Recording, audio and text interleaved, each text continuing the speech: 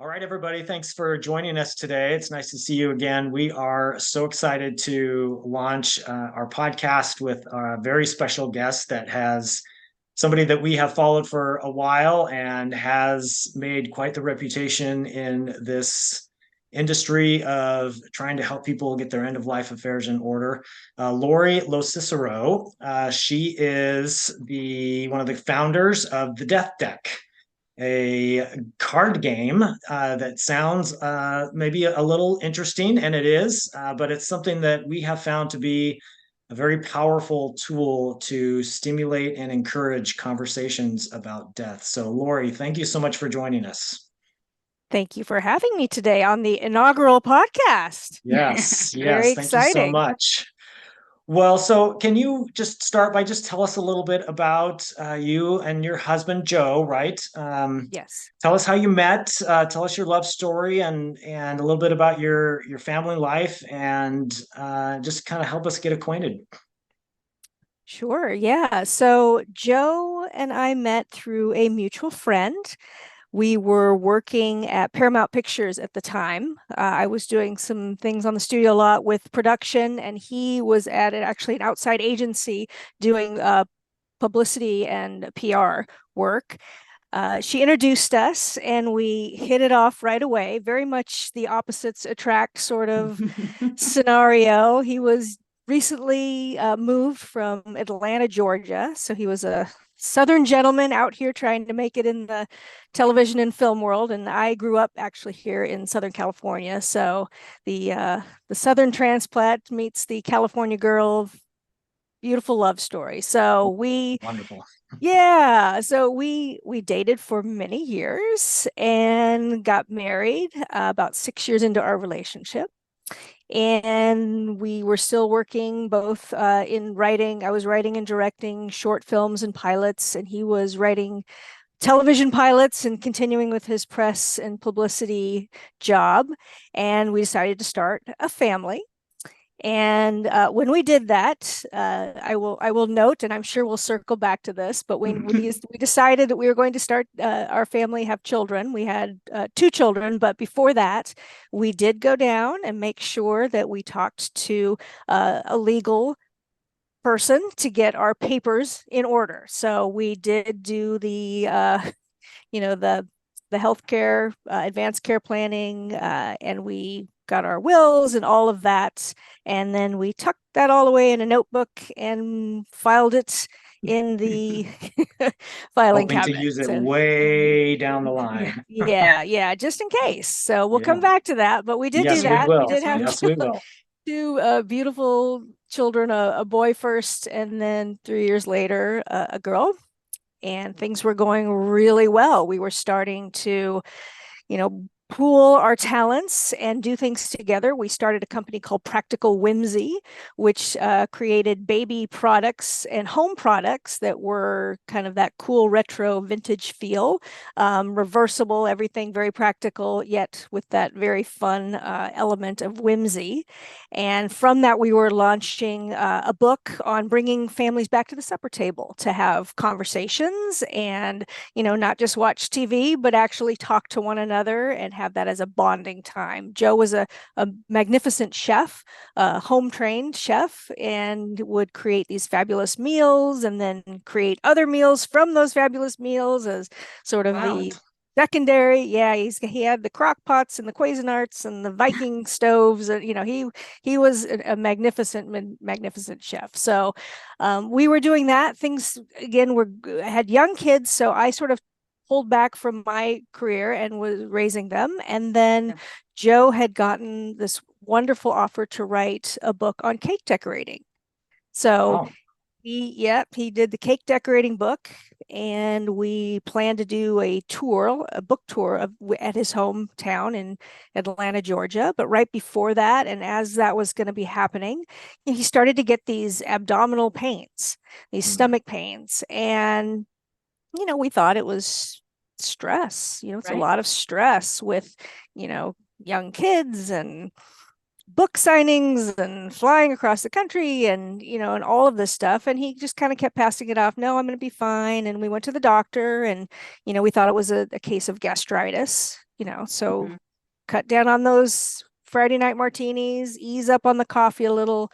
Here's a little pill, and we'll go from there. But when we went on the tour and we were there, things just got worse and worse. And very quickly, when we got home, we realized within the week of lots of testing that he actually had pancreatic cancer, which, as you may know, is something that's often not diagnosed until very late. It's a very late stage diagnosis. So We are both well aware, both Dave and Chris, it was pancreatic cancer for them Both of as us. well. So, yeah. so we are well aware of the prognosis of that.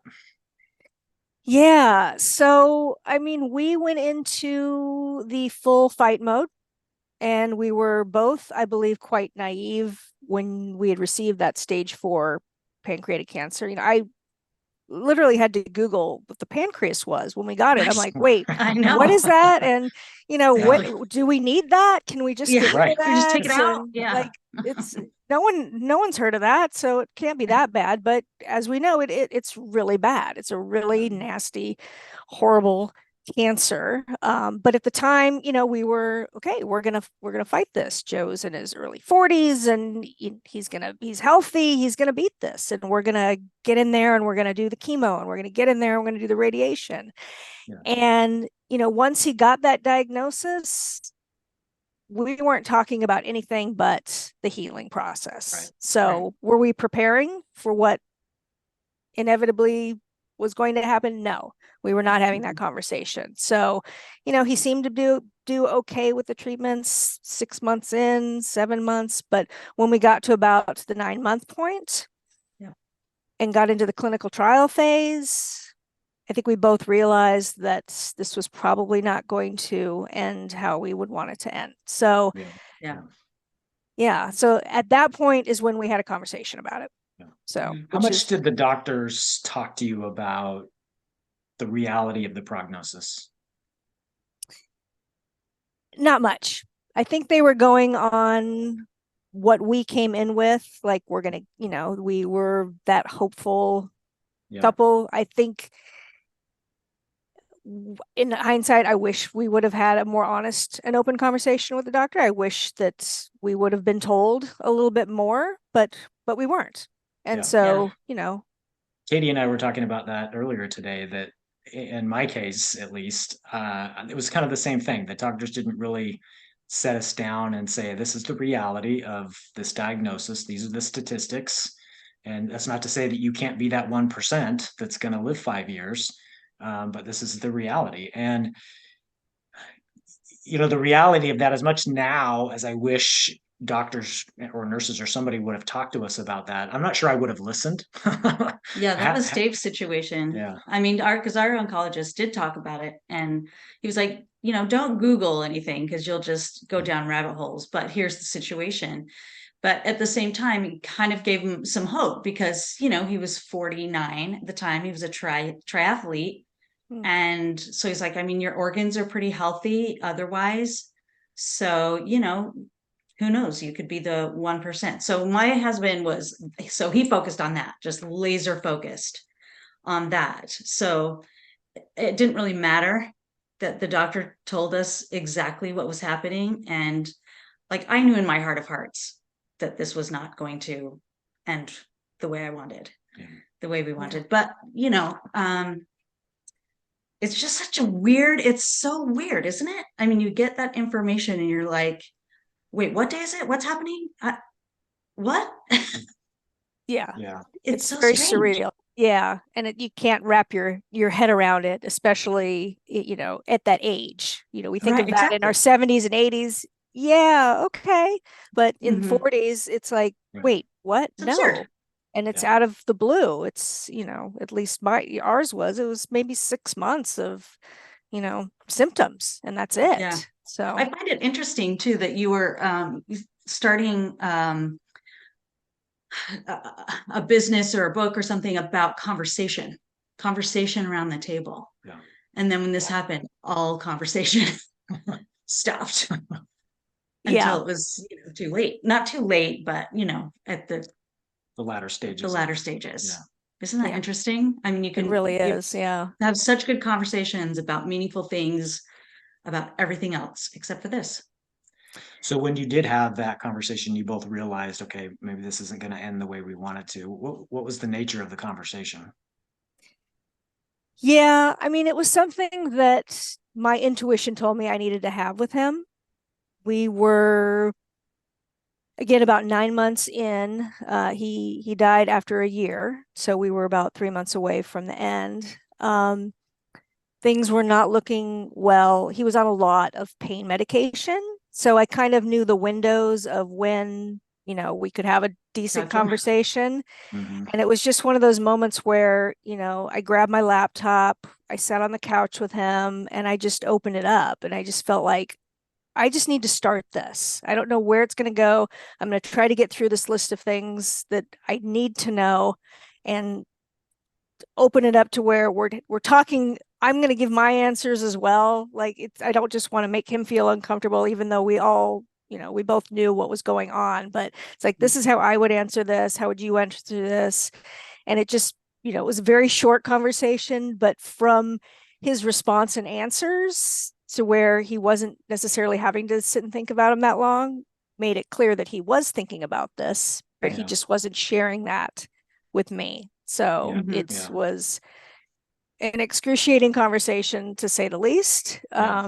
And that's such a pivotal moment in where I am today too, is to just is to know that, like, that's not when you want to have that conversation. Don't have that conversation then. Have the conversation before you have to have the conversation. It makes it so much easier. It's just it just was awful. But I typed away, I got the information that I needed, and that was very helpful after, in the hospice stages and when he died.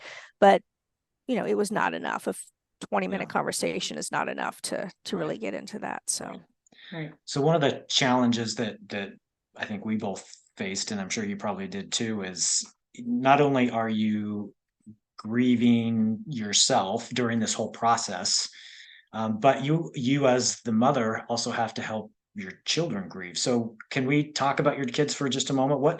What ages were they, and how much did they understand what was happening, and how much did you tell them? And in hindsight, if you could go back and maybe change the level of communication or what you said or didn't say, is there anything that you would change during that process? yeah, so my son was 5 and my daughter was 2 and then turned 3. So 3 and 5. And that's a really hard age to grasp any of it. So, we never painted any sort of fake rosy picture of, nothing's going on. It was very based on their age is the information that we gave them. So yes, daddy's sick. Yes, daddy has to, go to the doctor again. And then if they asked, anything deeper, we tried to keep it at the level that they could understand, is to meet them, where they were at. And, that worked well. I mean, in hindsight, that, really was, I had a lot of therapy, a lot of therapists guiding me in that direction as we went through it.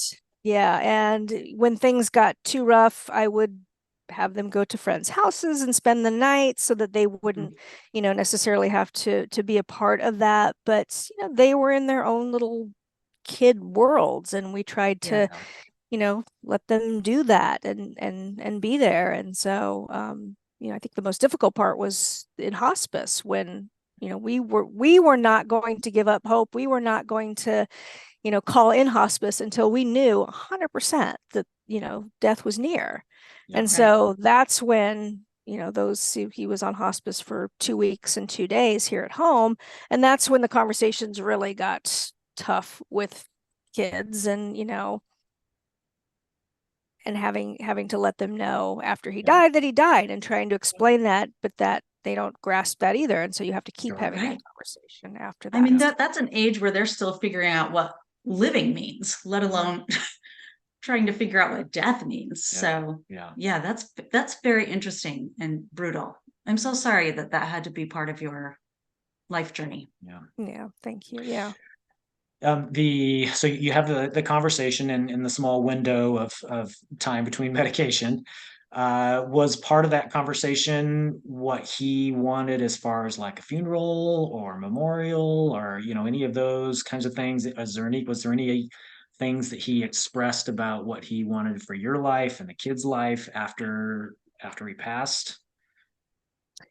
Yeah, he did let me know that he wanted to be cremated, which we hadn't talked about. So that was very helpful to know. Mm-hmm. He let me know that he wanted a celebration of life and not a traditional funeral, and got into some very creative details to help me with that, which was nice.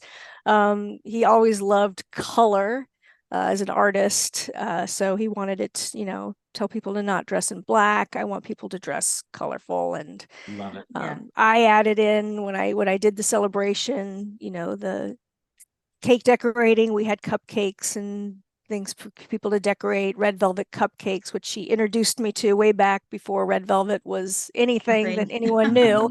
Now it's on every menu, but and gave me details about where he might want his ashes spread, and just those things that were very, very helpful to know. um he also said a couple of things that he wanted me to let the kids know. He wanted me to videotape the actual celebration of life, because he wanted people to get up and talk about his life, and he wanted the kids to be able to watch that when they were older, because they were not going to Right. grasp that at Yeah. their very young age. So That's so smart. yeah, yeah. So it was I got a lot of information for sure. Yeah. And it was Oh, very, that's very great. helpful that I didn't have to second guess that or try to figure out I mean, I knew him quite well, obviously. Yeah. And, Yeah. Right, Yeah. right. we Yeah. worked together. We were very, very close, a very close Yes. relationship. So, I mean, I could have made some guesses, but even then, it's like you second guess yourself sometimes on things. It's like, So that was my story. yeah, oh, We okay. did not have that conversation, and so Uh, I kind of had to guess as to what her wishes would be, and I can to this day I second guess sometimes if we did what she wanted, and I know there's one element that she was not going to be happy about, and she'll probably kill me after I die, but when she sees me again, but yeah, no, that it's yeah, I'm glad that you had that chance to have that conversation. Katie and I have talked a little bit about the differences between when you have a terminal diagnosis and you kind of know the end is coming at some point versus how would it have been different if it was a car accident and it was instantaneous, where they went out the door healthy and strong and never came home. And it's I'm glad I don't know, because that wasn't my experience, but I can only imagine there'd be some different challenges with that. But it's all the more reason, as you mentioned earlier, to have these conversations when everything is good and well, so that if heaven forbid that should happen, yeah, Those you kind decisions of already know the made. decision's already made. Yeah. Indeed. Yeah, very important. So let's go back to where you talked about going to an attorney and getting a will done. Let me just ask you about that process. Like, whose idea was that to get started, and how did you decide which attorney to go to, or what questions to ask, or what to get? How did that process work? Yeah, I mean, I think it was both of us knowing that the responsibility of a family and having that, and having kids, it's like we're adults, we need to do this, and we Mhm. didn't know what it entailed, but we knew that we needed to do it. Yeah. So pretty clueless as to there's so many different papers and power of this and attorney of Yeah, that, right. and it's like I Right. don't know. Right. And we went in, it was recommended from the person who did our taxes, like, okay, go see this guy, and it's like, okay, we'll Right. go see that guy. And so we sat very uncomfortably in this office while all this paperwork came to us, and organ donation and all this stuff that's like that ick factor. If you haven't done it, or if you haven't read the papers or thought about it, it's like, or had the conversations, it's very shocking, because it Yeah. is all of that we don't want to talk about. But Right. again, the more we talk about it, the easier it is to accept it. And so we went in like, okay, where do we sign? And you're my person, Right. I'm your person. Okay, I'll do the medical stuff. Great. Okay, you do it for me, I do for you. Who's the secondary? I guess family. And we just got that paperwork done as quickly as possible. We got it done. We had the Good. paperwork, but we didn't ever circle back. We didn't ever talk about, we didn't ever reread any of these documents. So in the end, were we covered paperwork wise? Yes. In the end, were we covered emotionally or conversationally or any of those other details that aren't even on that paperwork? Not at all. Not at all. So that's, sort of our experience with the paperwork. The smartest thing that we did, we got life insurance policies, which I realized, right, that they're not going to cover you for life necessarily. It runs out pretty quick with medical bills and things like that. But it did actually allow me the first couple of years to grieve and not have to worry about working and being able to raise kids without that constant financial fear Stress. of running out. So that was I put it out there if you can, because it's something that's was so incredibly helpful to my situation. I can't even imagine. Did you feel that it was sufficient? The amount of coverage? Yeah. I know. Of course, you always want it to be more, obviously. I mean, my policy now for my kids is, 4 times the amount. Right, exactly. It's like, okay, it's like you definitely need, for sure. But I mean, it got me through the first 2 years without working at all, because it took me about that long to sort of find my footing and feel like myself. That's sort of the time frame that, I mean, and everyone grieves differently, but that was just my personal experience. And it allowed me to put a little aside for college, expenses, which now my kids are in college. So I'm very thankful that I did that at the time. But I mean, it would have been helpful to have more. Well, one of the things that we hear from people about why they don't go get life insurance is, even though on the surface level it feels like a pretty straightforward kind of an insurance, but there are some different types of policies: a whole life, permanent life, term life, and then there's different amounts of policies that you can get. How did you two decide, first of all, what type of life insurance to get, and second of all, what the level of policy was? Yeah, that's a great question. That it was so long ago that I couldn't tell you.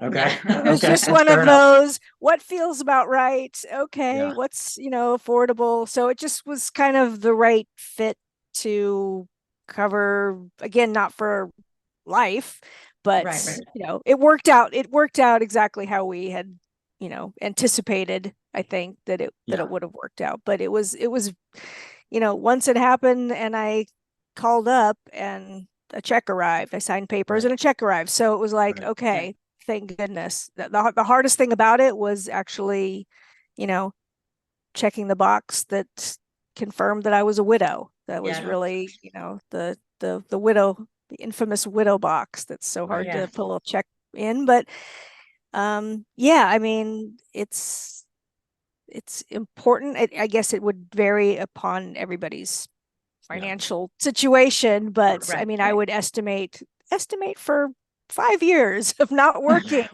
Add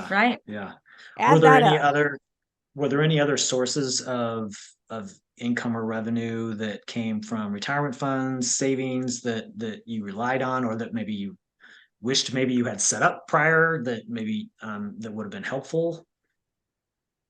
Yeah, I mean, I think once I had received the money, I was able to then set that up to sustain myself. Social Security, my children until they were 18, they got Social Security, and that helped. But other than that, I don't know if I would know. But I think that once that payment came in is when I immediately made an appointment with somebody to say, okay, what do I do with this money so that it will sustain me for as long as possible? Where should it go? So, Yeah, so when we work with some of our clients on kind of their financial plan, if, heaven forbid, one of the spouses passes away, Well, they will. well, when they do, Yeah. yes, not if they do. Mhm. Yeah, so one of the things that we have them do is create sort of a kind of a long-term expense list and then kind of a long-term money coming in list. And at the bottom line is wherever the difference is between your long-term expense and your long-term income is, that's kind of the amount of life insurance you want, because that'll fill the gap, right? But there's a lot of people that yes, life insurance is critical. I don't want to understate that, but Social Security you mentioned, that is very helpful. A lot of times, if you set up retirement funds, then the spouse more often than not is the beneficiary of those savings accounts. There's other types of insurance. I know that we have purchased a cancer specific kind of insurance that will help cover medical costs and some of the unrelated costs of having to stay home and travel expenses and all those kinds of things. So we encourage people to really think through all the different resources so that they can plan accordingly at whatever stage of life that they're in. So, well, great. So it sounds like you kind of had the basics set up. You had some of the paperwork. You had the life insurance. Beyond those two things, are there things that either you did or maybe that you wished you had done, or things to consider that you didn't consider, that in hindsight you wish you could have gone back and maybe done some planning to kind of help you through some of those issues?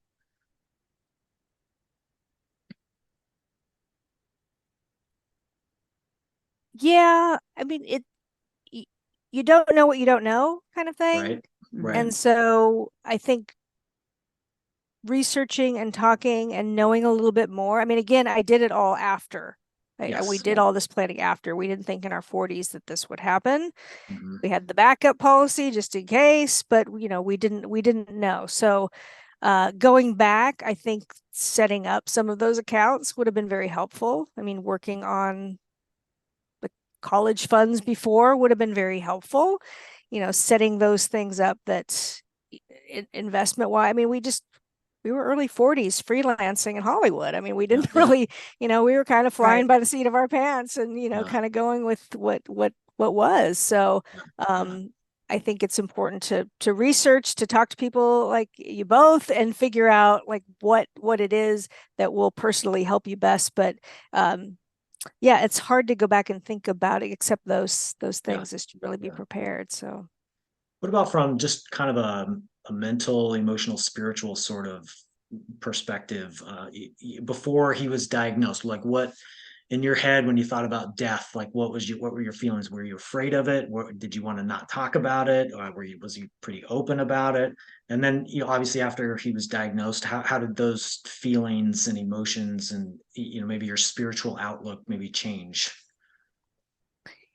yeah, well, we never really talked about it, and nor did I within my family. I mean, it was something that it's way down the line. It's not going to happen. It's, that's for older. That's when we get older.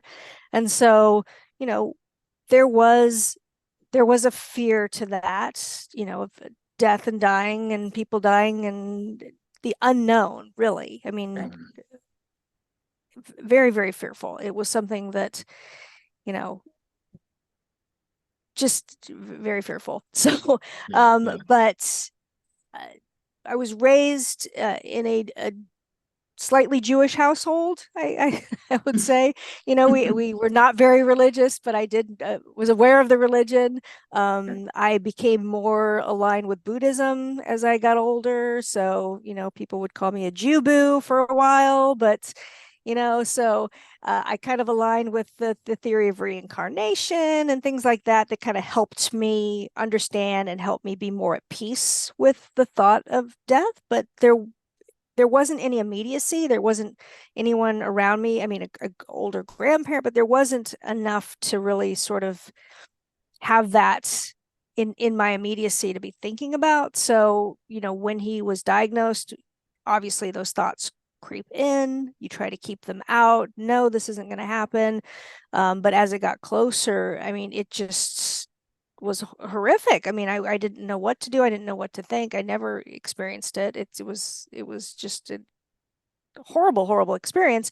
But I'll tell you, there were moments during hospice that I connected with Joe. I connected in a different way to my meditation practice. And we're surrounded by some feelings. And even as horrific as it was to watch him die, there was these really interesting balancing moments of clarity and peace and understanding that life goes on. He will go on, his soul will go on, and I don't understand it at all, but there was this hard to explain moments of peace within that. So, watching him die made me no longer fearful of death. If Right. that makes any sense, you might have Yeah. experienced 100%. that as well. So, Yep.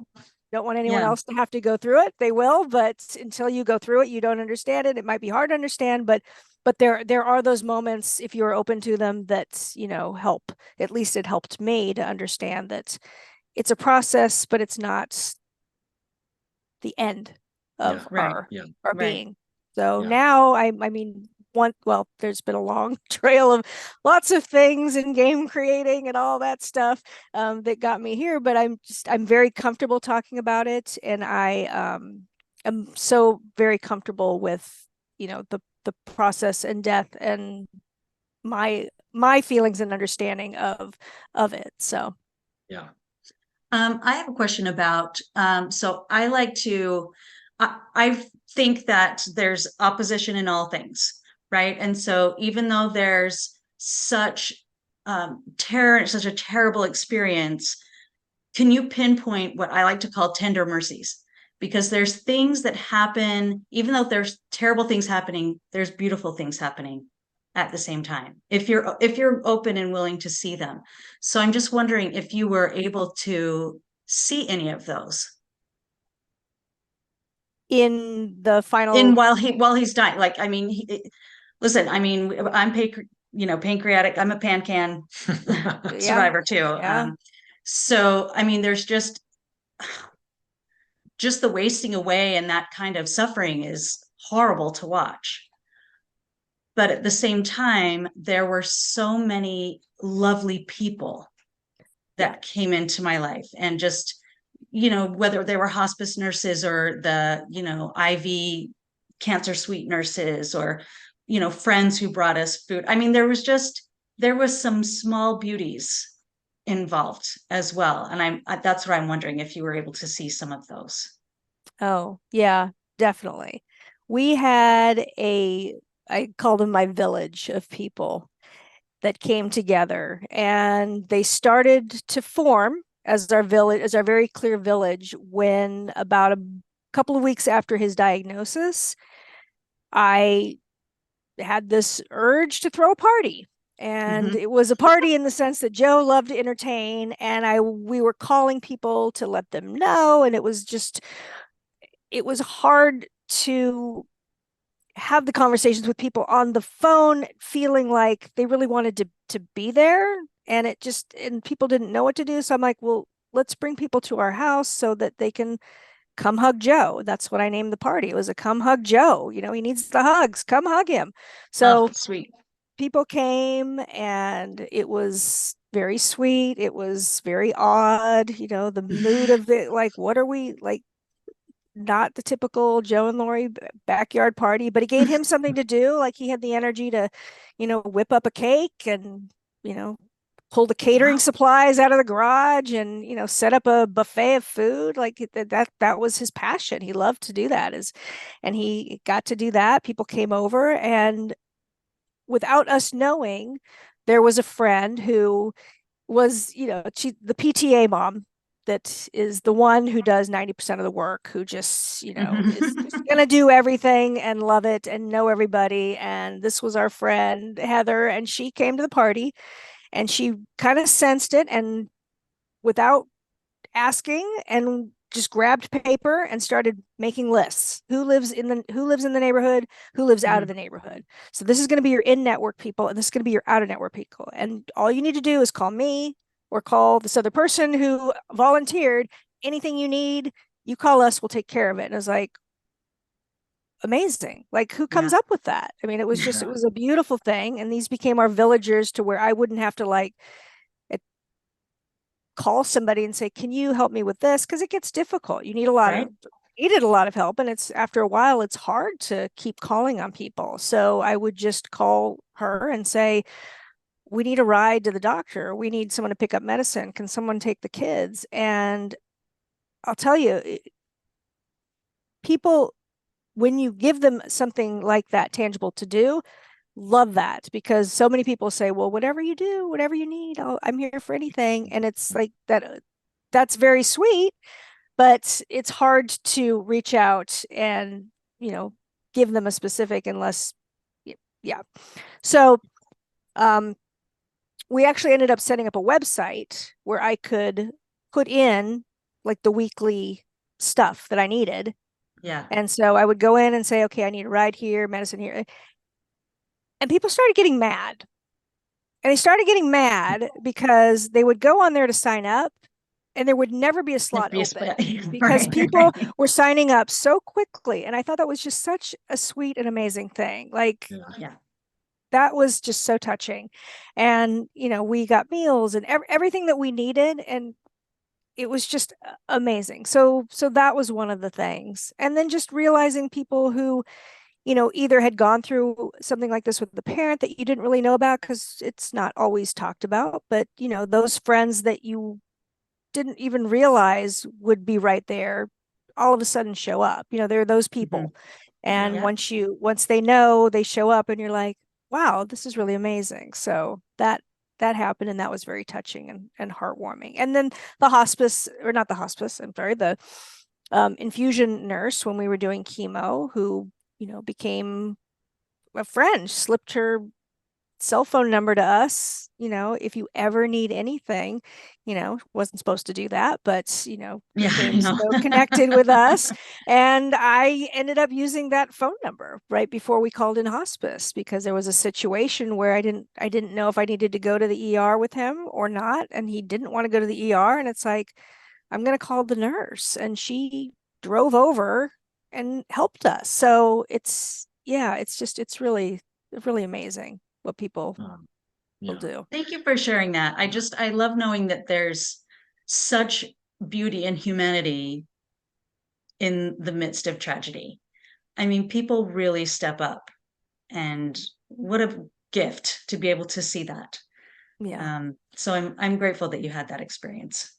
Yeah, and I think we both had similar experiences with, with our people coming to our rescue and helping. And unfortunately, once you kind of get through that stage and Joe passes, and at some point, the people kind of go on with their lives. Everybody has to, including you. And now here you are with 2 children to raise on your own. And you've been used to having a partner who would help with household chores and doing different things for the home, cooking, baking, all those yummy things. And now that resource isn't there any longer. So tell us a little bit about your transition into running a household on your own. Was there anything that he did that was kind of his job that you were a little concerned about taking over, or anything maybe that you wish you'd have done previously to kind of help you prepare for that? What do you think? Yeah, I mean, the cooking and the shopping were actually a big thing, and you wouldn't think that, but he loved that, so I let him do that. I wasn't gonna, take over any of the cooking duties. So for years, I did none of that. So now I've got, 2 kids that have, picky kid meal stuff and going to the grocery store. I mean, I'm like calling online, I'm going online to have groceries delivered because I can't leave the house. It was just like, it was so difficult, and packing lunches. And it's like, I don't know what to put in their lunch. And it got very stressful with that and with everything else. And, being in such deep, deep grief. And, when you're in that situation, you eat a cracker and a carrot when you can. I mean, there's Right. food is not, but two kids need food and they're hungry. So that was a hard thing. And then helping with school. My son was just he had just finished preschool. He was just going into his kindergarten class. My daughter was going into preschool, and the getting them there. Joe was very involved with the other parents there. He was very involved. He loved school and schooling, so he was the guy to go and walk the kids to school and meet the teachers. Not that I didn't do that, but that he was the driving force of that. So I was left behind with, okay, now I've got to do this and somehow get one here and one there. And that was very challenging. But I figured it out after a couple of years. And let's see, I'm trying to think of the second part of your question on that. So what would I have done better to prepare? Is there anything you could have done that might have eased, maybe instead of taking 2 years to figure that out, you a little quicker process? Yeah. Well, with things like finances and other things, we very much were a divide and conquer. We worked together, almost 50-50 with things. So I Yeah. knew all the passwords, I knew all the accounts, I handled the baking. So I didn't necessarily need to do that. But if I didn't, I could see where that would be a very important thing for people to do. I mean, cooking and shopping, whatever, you're making Right. chicken nuggets and mac and cheese, I can figure that out. But But still, I don't balancing the think people checkbook. realize, I mean, I don't think people realize that those two things, because they are so common in a home, like that is serious work and it takes a lot of time and effort. And we just kind of like, oh, the cooking and the shopping. No, no, no. I mean, you have to nourish people and you have to know how to do it. And I mean, now you saw like, oh my gosh, you do this every friggin' day. What? I have to do this every day for these Exactly. people. Yeah. So yeah, I mean, I think that's an important skill for both people to learn how to do and to just do it. I Yes. agree. Yeah, and there's, everybody's different. Every family has divided their chores differently, right? But that's for us, and that was one of the things, sort of that practical element of living without your partner now was one of those like things you hadn't thought of, kind of issues that we really encourage families to focus on, because again, the hit by the bus mentality. If that should happen and all of a sudden you're in charge of the bills and you don't even know where the bank accounts are, you talk about having grief. Now you got to add on anxiety, and you don't know how you're going to pay the bills. You don't even know where the money is, and just the stress that just comes with that is something that you just don't need. You've got enough stress as it is. So that was the reason we asked that question. Is we hope that people will just take some time to consider what does my partner do now, and if something should happen to him or her, is there anything I could do now to be ready to sort of take that over, or maybe even be willing to let that go. Obviously cooking and shopping, you can't let that go, but um, there's doing the yard work, you could let that go, I guess, if you wanted to. But so anyway, thank you for your time today. Tell us, just before we end, just tell us a little bit about what you're doing now. Obviously you have the death deck that you're working on, and tell us a little bit about that. How can people get a copy of that? Yeah, so that all came out of the conversation on the couch, and circling back with that, talking with the hospice social worker who came in. Again, I had 2 weeks and 2 days of hospice here in the home. Social worker came in. She was incredible and was able to really be that person that I could talk to, who finally, like, I got so much out of our relationship, our conversations. She continued on with bereavement support, and we kept talking about and going back to that conversation on the couch. Why when we thought we had all this paperwork, did we feel so unprepared? Why didn't we have this conversation earlier? Why didn't we talk about any of this stuff? And after a while, we realized I'm not rare. I mean, this happens all the time. She sees that every day, that people are unprepared and even more unprepared than me. So we decided we're going to do something about it. I come from a background in comedy and writing, so we decided to create a card game with the comedy, the Death Deck. And Lisa Paul, who's the co-creator, also the hospice social worker. We have continued on with the game that we've created, 112 cards that have everything imaginable about death and dying, the afterlife, thoughts that you could imagine, financial planning, estate planning, all of that, but in a way that has a little bit of a sense of humor so that it's easier to talk about, because for whatever reason, people find this hard to talk about. But it's a conversation game and a game and a tool to help people start these conversations. So we're at thedeathdeck.com and also on Amazon. We also just in March released a new game called the EOL, or the End of Life Deck, because lots of people who were finding us worked in end of life, either in hospice or in the medical world. And some of the questions, which we originally geared in the Death Deck for everybody to play, not just someone who is facing a terminal illness or needs to have these questions answered. But the EOL deck is a smaller version, but it's different questions that are a little more sensitive, but also include a multiple choice element to help people start talking about this and give them ideas of what they might need to be talking about if they don't know what to talk about. So is this for medical professionals as well? I mean, is that who you gear it towards, or just for like families with terminal patients?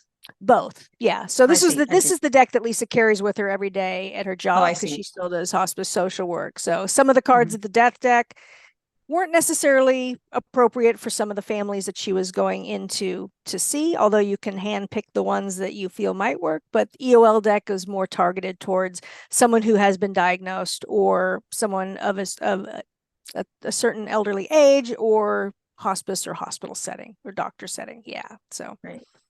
You have a favorite question?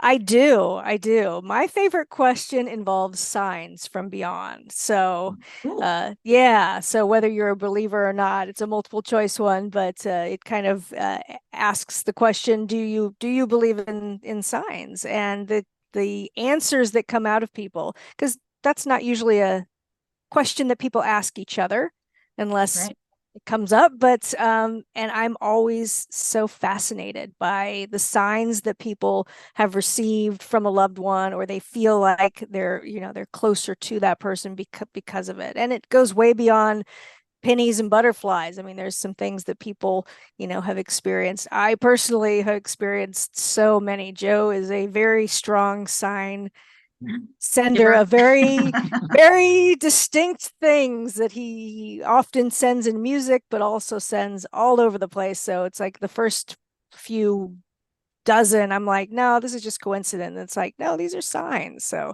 I love talking about that. So I would be curious if you all have ever received any signs from your loved one. Yeah, I have. yeah, I think we have. I had one that was very meaningful just a couple of months after Chris passed. So she passed on November 8th, and lots of support from the family immediately for the following weeks. And it was the holidays, and we were trying to make the holidays work and try and have a happy celebration of the holidays. But kind of once that faded, we got into early January and kind of started back into regular life again, and everybody else was kind of getting back into their normal routines. The loneliness and the isolation and the grief just kind of overwhelmed me at that point. And I remember, so I run a lot, and she's buried in a cemetery that's relatively close. So I was actually out running with friends on a Saturday morning, and I just had this impression to go up to the cemetery. So I went up by myself and ran up there, and just had a really profound and spiritual experience with sunrises. It was a very dark and dreary day, and I was just sort of talking in my head and looking at her headstone. And the next thing I know, I opened my eyes and there was like this just gorgeous sunrise, and the sunbeams were just breaking through the crowds. And to me, it was just screaming Chris, saying, "You got this. You're okay. You're gonna make it." So yeah, that was probably the moment that has stood out for me the most. Oh, it's I would beautiful. say I'm a musician. I'm a singer, and so most of the signs that I get are songs or lyrics that come into my mind. So the thing that I'm thinking of now is, at one point I was just driving and I was just sort of asking him, Dave is my husband's name, like what is happening? Like, where are you okay? Like, what's going on? And the song immediately came from the Lego movie, Everything is Awesome. And I just felt so like, okay, good to know. And I knew that was like, I knew that was from him. Like, that's totally his personality. And yeah, a lot of times a song will come on or lyrics will come into my mind as I'm thinking about him. And yeah, I think that's so cool that that they're still involved. It's not just just because I have three sons too, and they feel his, not necessarily his presence, but recognize when he's been involved in like a job interview or school or something like that. They feel his involvement and recognize his involvement. So that's kind of cool. Very cool. Well, we should wrap up. Well, thank you, Lori. This has been a great opportunity for us to get to know you a little bit better and to hear your story. And we appreciate your vulnerability and answering some of the more personal questions that oftentimes don't get asked. But we really feel like and hope that as people listen to this, they will sort of put themselves into that position of, what if this was me, and would I be ready? And if not, what do I need to do to be there? So Can I ask one last question? Sure. Sorry. Yeah. It's our show. We can do right. whatever we want. Okay. No, we're done. Yeah. I just wanted to ask, like, what do you want the world to know about Joe?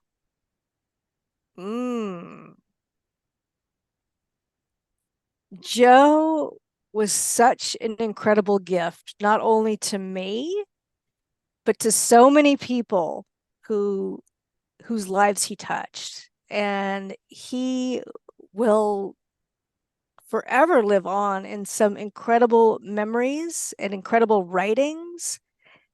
And I'm still amazed at how many people still talk so fondly with such great memories of him. He truly touched so many lives, including mine, and enriched it for being in it. So that's wonderful. That's what I would say. So the cake decorating book, did that get published? It did, yes. It did. Is it? So I'm assuming cake it's still decorating available for dummies. I have it right here. Oh, that's awesome. Can people still get it? It was many years ago. Probably on eBay. I don't think it's in print anymore. Yeah. Yeah. All right. Well, yeah. Is there anything else you think we should know, or any questions we could have asked, or any last words from you that you'd like to share? I